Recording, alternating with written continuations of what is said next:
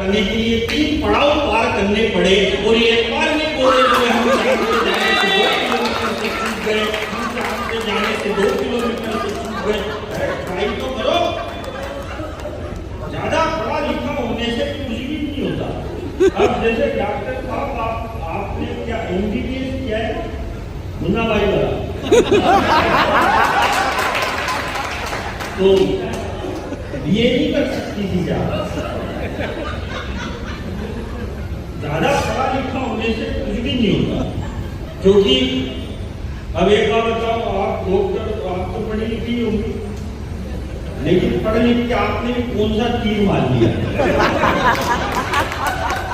कल तो कवि सम्मेलन ही दियो, जो वो तो मैं 5वीं पास भी करूंगा।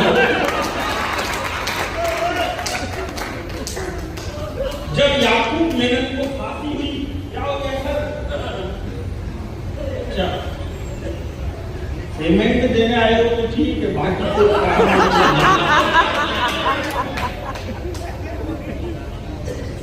अरे सर क्या मेरे साथ दिक्कत हो जाती है, ऐसे मेरे साथ होता है डिस्टर्बेंस।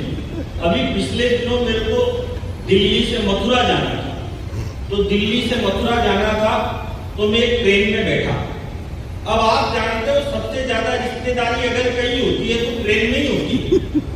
तो जैसे ही मैं ट्रेन में बैठा तो आगे बहुत सारे, मैं तो थोड़ा फेमस भी हूं ना, तो आगे मेरे पास बोले सर कहाँ जा रहे हो? अरे मैंने कहा मैं मथुरा जा रहा हूँ भगवान बाकी बिहारी जी के दर्शन करने के लिए। तो बोले बहुत अच्छे। मैंने कहा ठीक है धन्यवाद साहब। बोले यार भाई साहब आप जा तो रहे हो लेकिन आप ये गलत ट्रेन में बैठ गए।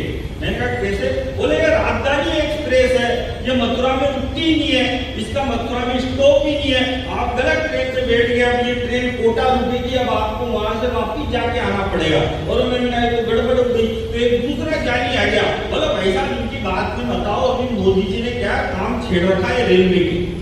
तो ये ट्रेन मथुरा में रुकती नहीं है, लेकिन ये ट्रेन मथुरा में थोड़ी स्लो हो जाती है।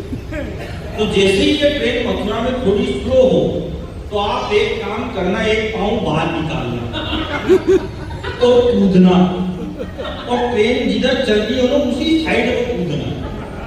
तो आप कूदोगे तो आप उतर जाओगे, आपके लगेगी नहीं, गिरोगे भी नहीं। मैंने कहा ठीक है भाई साहब बहुत अच्छा। अब जैसे ही मथुरा का स्टेशन आया तो 10-15 आगे मेरे को उतारने के लिए बोला भाई साहब कूदो। अब मैं कूदा।